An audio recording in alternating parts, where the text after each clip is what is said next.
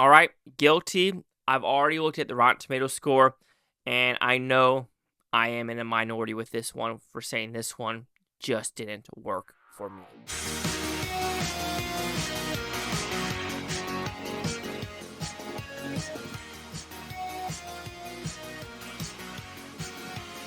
Chase Lee Hockey here at the Blue Futon reviewing Gone Girls, not the David Fincher movie, the Long Island serial killer. So this is about a serial killer where prostitutes, hookers were being murdered in the early 2000s, and they finally came to light where bodies kept showing up, and they finally caught the guy in 2023, and the case is still going on. And again, this is where I kind of laugh at the death penalty, right? Where we know for a fact there's enough evidence to convict him, but we're already in year 2025, and it's been 2 years, and this guy really hasn't been on trial yet, if I'm not mistaken. Like, he's in jail, but he's never been convicted yet. But that's what the show was saying, if I was reading the dialogue correctly, as well as interviewing one of the people, where the interviewee was like, yeah, he hasn't been on trial yet. What would you say about XYZ? So this is where I think also our judicial system can be a little bit broken, where it's like, oh, you did it, dead, bam, bam. I believe in the death penalty, so I believe in the fucking death penalty, okay? Okay, but when dealing with this doc as a whole, it is 3 episodes. Each episode is over 55 minutes. It's about 55-minute show, and that's the issue. It drags way too much in this show, because I understand we want to kind of get with all the interviewees and all the journalists and all the cops and things like that, and how corrupt cops and how there's a different storyline of why this case went nowhere. Absolutely, go that route. But there are way too many side characters in this show that truly drags this down 10 freaking fold. Like, if you're talking about the corrupt cop storyline, keep it in. I'm okay with, like, the guy with the face tattoo of actually meeting this Rex character in the past. Bring him in. But we have way too many journalists, way too many people writing books that are wanting to be in this story that is really dragging this down.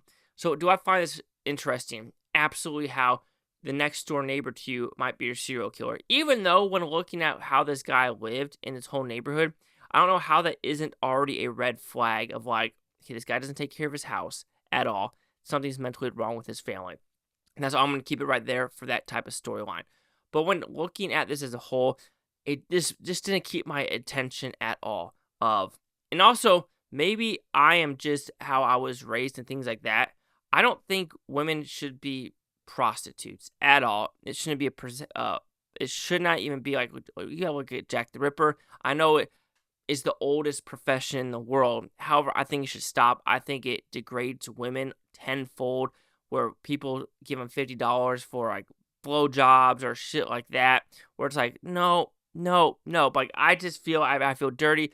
And so when I wouldn't say this show is promoting it, but it also felt to a point where it's like, yo, like, do you really have to go this route? Because it just felt weird. And it feels like the parents are or friends and our family members were never really part of these women's life until the very end when they were gone. And that's what it just felt like. And I didn't really feel a lot of connections between a lot of these women as well as the family members. Also, there's that baby that died. I felt like we never got that storyline closed. That was a weird one where that baby. So there were a little bit of a storylines where it's like you added these characters, but you don't really close them off, because we were really focused on like the first 4 and the girl that ran away. Even though the girl that ran away, that's how the show opens up, and it kind of stops, and it feels like something was missing, like the phone call.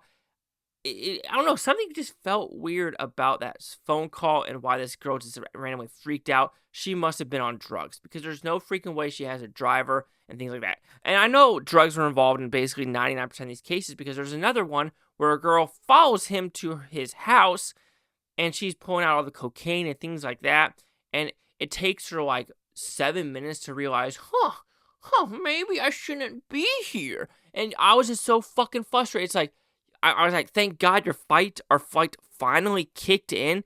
But at a point, if you walk into a fucking dude's bungalow and all he has is a lawn chair, and it just feels really sketchy, and he leaves you upstairs, and it just feels like a murder castle. You get the fuck out. Like 30 seconds in, right when he goes up the stairs, you hear a door close. You don't even unload your fucking backpack. So I don't want to say some of these people are stupid, but some of them are stupid. And I might just be degrading for the people that are alive, so thank God she's alive. But I just feel like some people need to realize, is this the right situation I really should be in? And I just feel like people don't think about that. People, they are reactionary of the now and not of the future. And this show really showed it for some of that reasons. But this show did drag a lot. I got extremely bored by episode 3. Like, it started off strong, it dwindled. Then the corrupt cop storyline in episode 2 kept me entertained. But then episode 3, after the first 15 minutes, I was clocked out. I didn't care anymore. And I was like, there's still 38 minutes in this, and I gotta continue watching it, because I'm not one of those people that stop a show or walk out of a movie. If I start something, I'm gonna fucking finish it. So overall, Gone Girl's the Long Island Serial Killer. This might be the newest serial killer we have that we know of, maybe, because like I say, it was caught in 2023. I don't know that. It matters also what your definition of a serial killer is. But overall, I was highly disappointed with this. I was bored. It dragged. Scene. So, Gone Girl's The Long Island Serial Killer will receive a 2.5 out of 5 of Futons, which equals at 50%.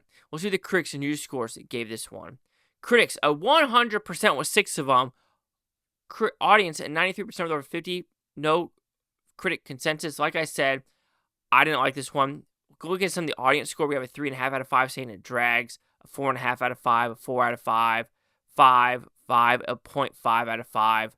So yeah, like I said, some people really like it, one guy hated it, and some people are saying it's mid, so I'm in the mid category.